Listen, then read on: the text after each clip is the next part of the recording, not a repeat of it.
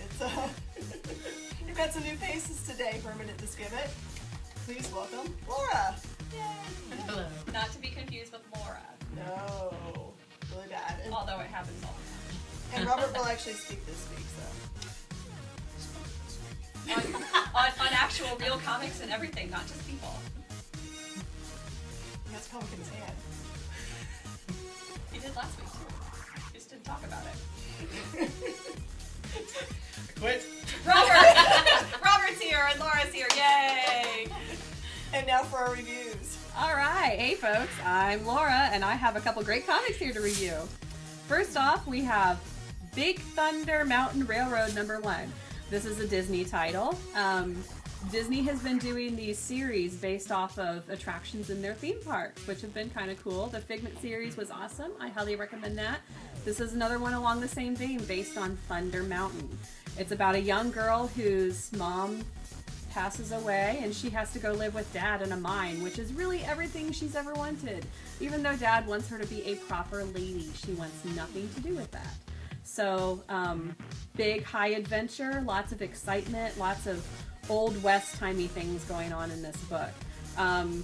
Probably not great for the really little ones that are just learning how to read. There's a lot of dialogue in here. The artwork is great, but it's probably going to appeal more to your 8 to 12-year-old age range, but it's a fabulous book. Next up, I have Powers. I didn't read this, but it's written by Brian Michael Bendis, so it's awesome, and you should read it. That's all I have for you this week. Hi, I'm Jen, and I'm here to review Castaways. Okay, this is a really cool concept. It's a group of people who have they've been stuck in the past for a while. They're from the future, but they're kind of... you can tell they've been through some things. They're waiting for some event to verify that the future can affect the past.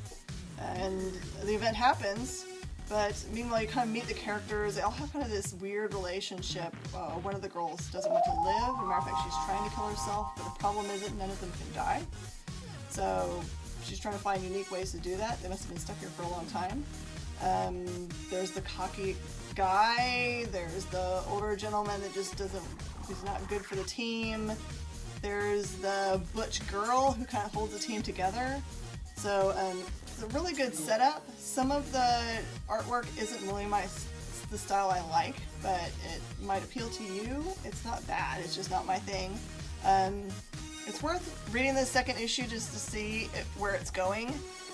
I say pick it up. And the book I'm reviewing this week is Dave. If you are a fan of Office Space, you will love this book. Essentially, robots have taken over the world. All the humans are dead. Then the robots are just kind of existing, doing their normal day stuff, and aliens keep coming because they heard that humans aren't here anymore, so they think it's ripe to conquer. And Dave is one of these guys, one of these robots that was a really good alien fighter. Well, when they beat all the aliens, there's nothing left for Dave to do, so he gets put into this soul-sucking office job. And essentially, he's just like the guy on Office Space. There's even a character that's a lot like Lumberg on there. This thing, it shouldn't be as good as it is. It's definitely not for kids, but if you love that kind of humor, you will love this book. It is absolutely fantastic. I'm Laura, and this week I'm reviewing Lady Mechanica. This is number 5, which is actually the end of the story arc for the first series. It's by Joe Benitez, who writes it and does the art and different things. And it's actually a really beautiful,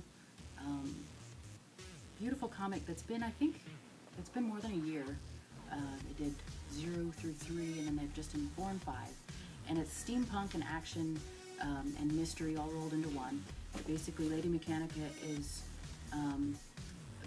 a detective in sort of Victorian era that she's got mechanical arms and she doesn't know why. She's got amnesia for it. But they go on these adventures trying to discover her past and also sort of thwart the villains. And it's the artwork on the covers is actually, like, it's, you often see covers that are really glorious artwork but that don't really reflect the inner art. And these are a bit, more time-intensive pieces, but the artwork inside is actually really beautiful. The costume designs are gorgeous. there's adventure and mystery and different things, and these are just, each issue will have 2 different covers, and it's fun if you like adventure and steampunk, and then it's just the art is gorgeous, so detailed. This is actually the end of this arc, and then in April they're coming out with a Tablet of Destinies, I think, is going to be the new arc, and you can get different issues and collections of the first arc still, and then you can also look into the new one when it comes out in April. It's kind of Indiana Jones and Lara Croft and, you know, adventure and everything rolled into one, and the steampunk art is really beautiful. I suggest you read it. I really enjoyed it. Thanks. Hi. Welcome to 3 Girls Reviewing Gem. Sorry, dudes. I'm pretty sure you're not picking up anyway. I found the art inside to be truly wonderful. It's a little bit anime feeling. It's a really great story. It does not retell the 80s cartoon versions of the origin. This is an updated version, which I really appreciated. What do you think, Laura? I thought it was cool. The art style in it is modern. It's got color and expression that, you know, the 80s show also had, but it's a very different look. I really liked that it was about sort of the angst of not being comfortable with yourself, but having a dream that you wanted to be out there and express yourself and really live your life. And then there's some drama in the issue about the lead character doesn't really know how she can do that. She's, I guess, shy. They're trying to figure out if they can actually live up to their dream, and I think it's something that a lot of us can really identify with. I loved it. I had Gem dolls when I was a kid, and I watched the show. I had Gem and Aja, and I still do, and I still have really glitzy clothes for them, and they're amazing. So I was super excited when I heard that this was coming out, and I'll probably be getting it. It was truly outlandish. Awesome, very good. Well, I enjoyed this as well. I was a fan of Gem as a kid, even though I wasn't allowed to watch the TV show.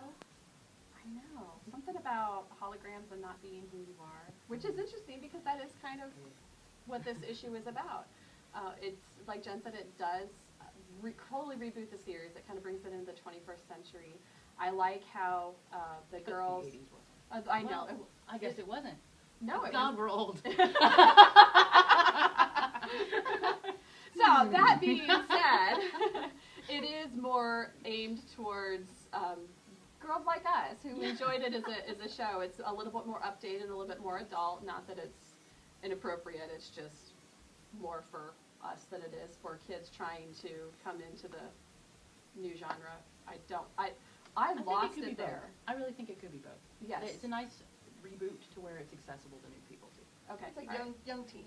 Yeah. Yeah, Yeah. young teens, great for them. I also liked how the body image projection, not all the girls are, in the 80s they were all the tiny skinny stick figures with the legs 8 miles long. That's not the case in here. There's some really positive images in there, and I felt good reading it, and I think a lot of young girls would feel good about it too. So I thought it was just truly awesome, and I enjoyed it, and you will too.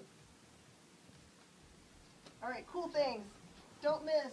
Everyone was really sad and cried a lot last week when they missed all the special movie covers. You got Aquaman. It's my Free favorite. Willy. Yeah. It's my favorite. Catwoman. This is Bullet, yeah? Yeah. All right. Win points, me. And we've got the Harry Potter Batman and Robin, and the Beetlejuice Justice League Dark.